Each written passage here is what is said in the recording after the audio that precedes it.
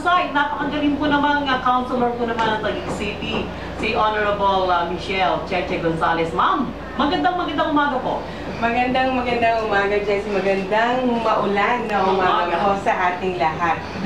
Alam mo, talaga naman totoo yan. Pero tayo po naman ay natutuwa sapagkat despite the fact na talaga napakaulan, napaka-traffic. Oo nga po, na-traffic po kami. Oo, nakarating ka dito sa ating himpilan.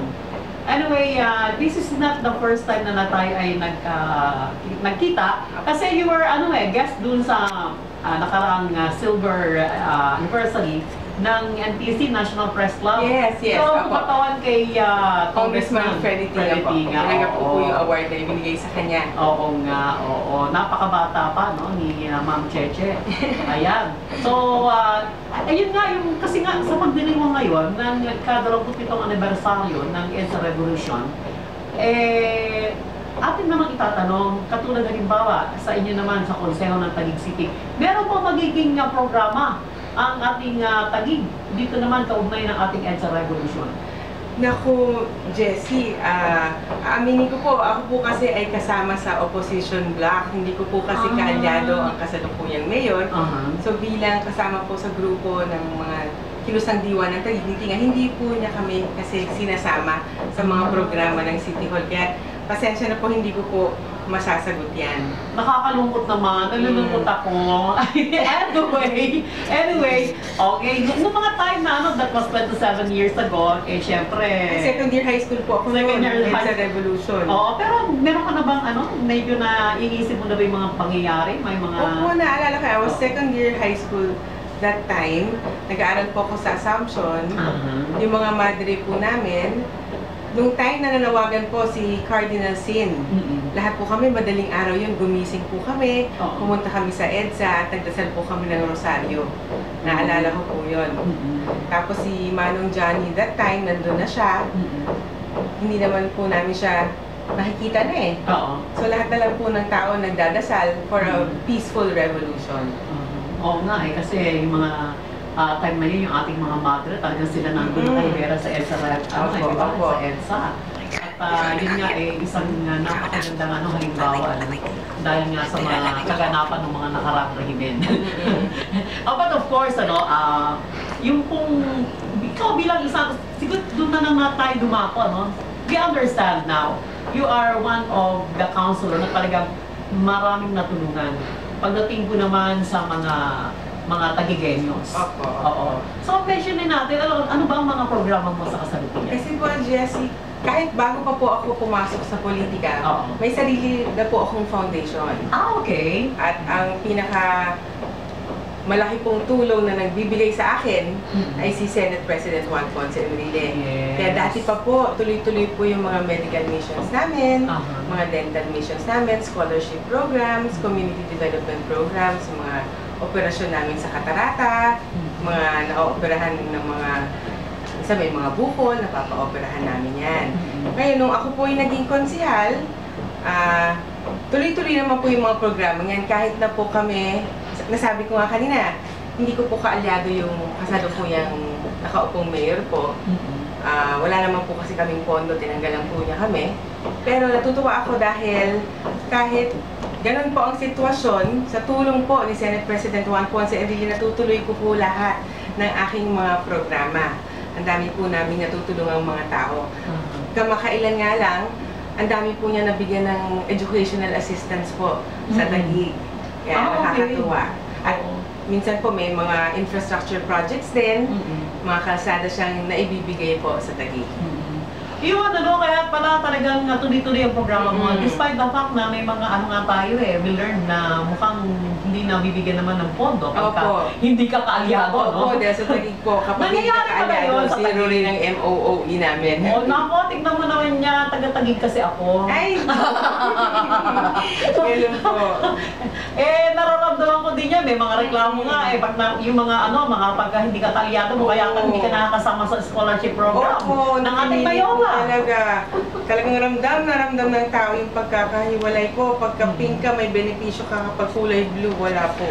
Pero ganun pa nga, nagpapasalamat tayo kasi mapalad pa rin, ano, sa pamamagitan mo, Ma'am Cheche, Thank you. na yung ating mga programa, ano, ay naipararating pa rin sa Taguigueños. Pasalamatan natin si Senator Juan Ponce Enrile. Opo, talaga po, maraming salamat po kay Manong Johnny. Ang dami-dami po niyang tulong na naibibigay po sa Taguig talaga. Isang hingi ko lang po dyan, basta sinabing taga-Taguig. Talagang tinutulungan niya, medical assistance, marami siyang natutulungan sa PGH, yung mga pondo na ibigay niya. Oo. Sabi ko nga, kalsada, gymnasium, meron siyang mga tinutulungan. Yun. Dami-dami po talaga. Kaya thank you kay Manong Johnny. Ayan, ako talaga naman, oo. So sa ngayon, bukas na ba ang iyong opisina para doon sa mga gustong makabigyan naman ng serbisyong iyong nabanggit? Opo, kumuha po ako ng sarili kong opisina dyan po sa may signal sa Triumph. Dati na po yan. Kasi po, nabanggit ko nga kanina, kasi hindi po nga kami kaalyado. So, ibig sabihin na kayo opisina sa ano? Sa City Hall? Wala po. Tinanggalan po kami ng opisina sa City Hall. At minsan pa, pag pumupunta doon yung mga kababayan natin at hinanap ako, ang isasagot pa wala raw pong konsihal na Ate Cheche Gonzales. Meron po, pwede po kayo pumunta sa aking bahay. At ngayon po, meron na po akong opisina sa may Signal Village. Ayan, oo. Ang bahay ni Ma'am Cheche, kung kamali sa Apo Bay. Apo Bay po. Oo, talaga naman. Bukas naman po ang aking bahay. Bukas ang bahay mo, dyan para sa mga kababayan natin. Oo. Kaya nga, talaga namang, yung ba'y nasakupan ng barangay? Barangay Western Bikutan. Ay, kala ko barangay Port Bonifacio. Western Bikutan po. Barangay Western Bikutan. Oo. Na talagang talagang akma-akma yung mga programa mo. Talagang marami sa ating mga sinasabi nating mga less fortunate. Oo, Yes, ang dami po talaga. Kaya nga po ang pangalan ng aking foundation ay Munting Hakbang. Munting Hakbang. Para sa kabutihan at kaunlaran. Dahil ang prinsipyo ko po, wala pong maliit o malaking tulong. Lahat ng klaseng tulong, maliit man o malaki. Basta pwede natin ibigay, dapat po natin ibigay.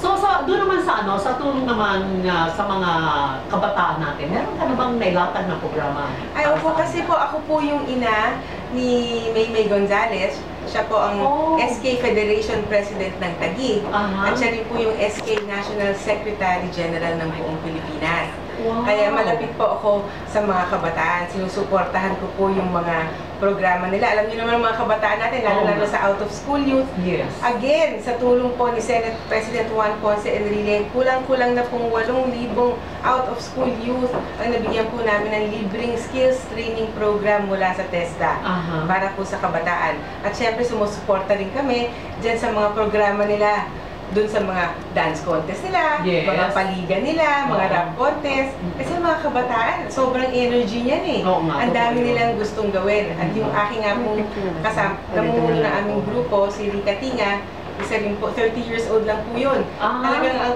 suporta niya sa mga estudyante at kabataan, magkasama po talaga kami. Ayun, tingnan mo naman. What about sa ating mga kababaihan, sa mga ginang tahanan? Sa mga kababaihan, yes, tuloy-tuloy rin po yung skills, livelihood training natin. Meron po tayong mga pizza making, empanada making, mga natikman ko na yung tapos meron po tayong libreng pap smear at breast exam. Sa tulong po ng Philippine Cancer Society, nakapag po tayo ng pap smear at breast exam para po sa mga kababaihan. So, if ever, sa mga susunod pang termino na ikaw naman ay magiging konsehala, ano pa ang mga programang iyong isusulong? Tutuloy-tuloy mo ba to? Opo, yung aking pong outreach programs, yan po, nasabi ko nga po, ginagawa ko na yan. Actually, high school pa lang ako, aktibo na ako sa aking mga social civic works. Tapos tuloy-tuloy po yan, dahil andyan po ang aking foundation. Pero sa akin pong unang termino ng pagiging konsehal, actually, ang nabigay sa aking committee ay Committee on Housing and Urban Poor. Pero sabi ko nga po, dahil nga hindi ako kaalyado, hindi na naman po sinusuportahan ng aking departamento. Sa iba na naman po binigay. So, kung mabibigay po sa akin ulit yung Committee on Housing and Urban Poor, ang gusto ko kasi mangyari pagdating sa pabahay, I want this to be a universal right. Okay. Parang edukasyon at kalusugan na sana yung mga kababayan natin na walang bahay or yung mga informal settlers natin, maiayos po yung kanilang mga tirahan. Ayun. Yun po yung gusto natin. At syempre, tuloy-tuloy rin po yung advokasya natin sa edukasyon, sa kalusugan, lalong-lalo na sa mga senior citizens. Yes. Nasabi nga po ni Rika Tinga sa akin, Cheche, gusto ko po yung mga senior citizens natin, libre na yung pagpapagamot nila sa ospital natin. Dahil mga nakakatanda, sila yung pundasyon natin eh. Sila yung nakaranas ng hirap nung mahirap pa ang tagig. Totoo. Ngayong mayaman na ang tagig, sila naman po ang unahin natin, sabi po ni Rika Tinga.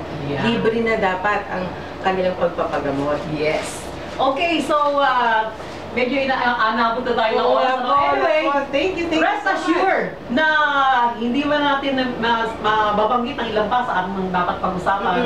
Eh tayo naman ay makikipag-communicate with you. So, maganda na ating telepono. Sige po, kung saan po pwede pong makatulong si Ate Cheche Gonzalez at aming buong grupo, pasabi lang po kayo. Nandito lang po kami. Yes, ma'am. Maraming salamat po kay Councilor Michelle Cheche Gonzalez ng Taguig City. Maraming salamat sa iyong Thank you, Jessie. Thank you so much. Sa ating mga, sa kanyang mga staff, at Jocelyn, no? At ang aking hipag si Ruth. Opo, mga kaibigan ko po yan. Oo nga. So, ito pa lang po susunod na programa, Mission Action ngayon, kasama si Ben Figura. Ang inyong lingkod, ito po si Jessie Alayon. Maraming salamat at magandang umaga po sa inyo lahat.